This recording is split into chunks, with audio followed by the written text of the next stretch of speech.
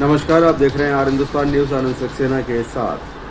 संवाददाता हरिओम तिवारी की खबर और से अखिल भारतीय कानपुर ब्राह्मण महासभा के जिला अध्यक्ष पंडित प्रवीण द्विवेदी सहित पंडित कार्यक्रम संयोजक छया त्रिपाठी, पंडित राजमणि त्रिपाठी, पंडित मिथुन मिश्रा और पंडित पंकज मिश्रा, एडवोकेट देवेंद्र त्रिपाठी ने संयुक्त रूप से जानकारी देते हुए बताया कि 19 अप्रैल को भगवान परशुराम जयंती के पावन अवसर पर जनपद औरैया में भव्य धार्मिक सामाजिक कार्यक्रमों का आयोजन किया जाएगा। ब्राह्मण महासभा के प्रदेश अध्यक्ष नीरज चौधरी ने कार्यक्रम की जानकारी देते हुए बताया कि 19 अप्रैल को सुबह 7 बजे भूतेश्वर धाम में भगवान परशुराम के विग्रह पूजन करते हुए सुबह 8 बजे उमा प्रेम सत्संग आश्रम में सामूहिक यज्ञोपवीत संस्कार संपन्न कराया जाएगा। इसके अलावा शाम 3 बजे से भूतेश्वर धाम तिलक नगर से भगवान परशुराम की भव्य शोभा यात्रा नगर के प्रमुख मार्गों से होकर गुजरते हुए वापस भूतेश्वर मंदिर पहुंचेगी।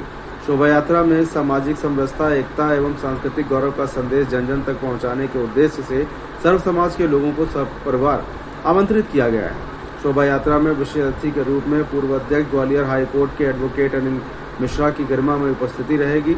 आयोजकों ने बताया कि एडवोकेट अनिल मिश्रा द्वारा पूर्व में यूजीसी कानून के विरोध में सशक्त भूमिका निभाई गई है।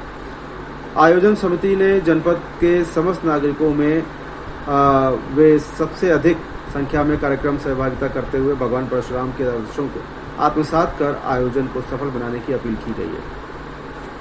फिलहाल आप सुरक्षित रहिए, जुड़े रहिए आर हिंदुस्तान से। लॉज में एक बैठक जो गोष्ठी हो रही है, इस गोष्ठी का क्या उद्देश्य है, क्या लक्ष्य है, क्या कहना चाहेंगे आप?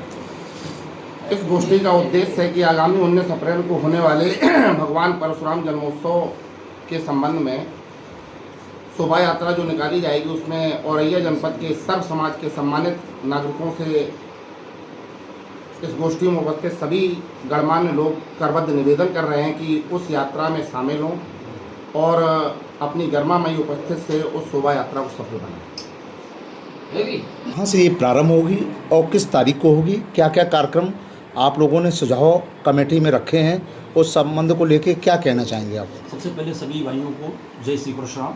जैसा कि विगत वर्षों की बात, जैसे आप सभी लोगों को मालूम है कि यात्रा का प्रारंभ भगवान भूतेश्वर मंदिर से यह यात्रा प्रारंभ होती है और संजय गेट, सुभाष चौराहे, तहसील चौराहा और सदर बाजार होते हुए वापस ये भूतेश्वर धाम पर समाप्त होती है।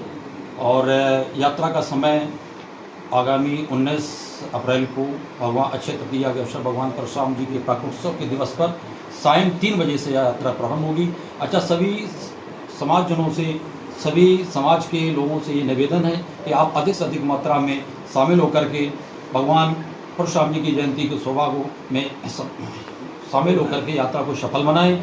साथ ही आप लोगों को अवगत कराना कि इस यात्रा में हमारे विप्र श्रोमणी जिन्होंने यूजीसी के विरोध में एक बहुत बड़ा आंदोलन किया है, वो एमपी के पूर्व बार एसोसिएशन के अध्यक्ष आदरणीय श्री अनिल मिश्रा जी का भी आगमन हो रहा है।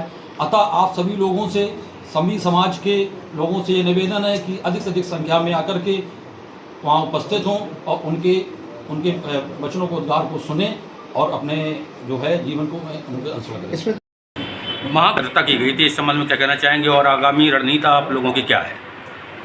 देखिए, महाकुंभ में जो हुआ एक सनातन के लिए एक दुर्भाग्यपूर्ण घटना थी। जिन परिस्थितियों में स्वामी अविमुक्तेश्वरानंद जो सनातन के 4 स्तंभों में से एक प्रमुख स्तंभ है, उनके अधिकारों का हनन किया गया या उनके साथ, उनके शिष्यों के साथ जो परिस्थितिजन अभद्रता हुई, वो अभद्रता कतई ठीक नहीं थी और सनातन धर्मियों के लिए ये एक बहुत अपमानजनक पल था और जिसका हर स्तर पर लगभग विरोध किया गया। उसमें जो लोग दोषी हैं उनके ऊपर कार्रवाई भी निश्चित तौर पर तय की गई है। लेकिन क्या कार्रवाई हुई? अब ये प्रशासन स्तर पर उसमें एक जांच चल रही है। माननीय मुख्यमंत्री जी ने इस संदर्भ में आश्वासन दिया है, माननीय उप मुख्यमंत्री जी ने भी इसमें कार्रवाई के निर्देश दिए हैं। तो जो भी कार्रवाई होगी निकट भविष्य में जो संबंधित लोग हैं जिनके द्वारा ये घटना कारित की गई, उनके ऊपर कड़ी कार्रवाई सरकार के द्वारा की जाएगी, ऐसा ज्ञात हुआ। 2027 में विधानसभा चुनाव होने वाले हैं, इसमें क्या भारतीय जनता पार्टी पर कुछ फर्क पड़ेगा? देखिए, ये चूँकि ब्राह्मण शिरोमणि भगवान विष्णु अवतारी भगवान परशुराम जी के जन्मोत्सव के संबंध में ये वार्ता है, तो इस समय इस प्रकार की राजनीतिक टिप्पणियों का किया जाना संदर्भजनित नहीं है।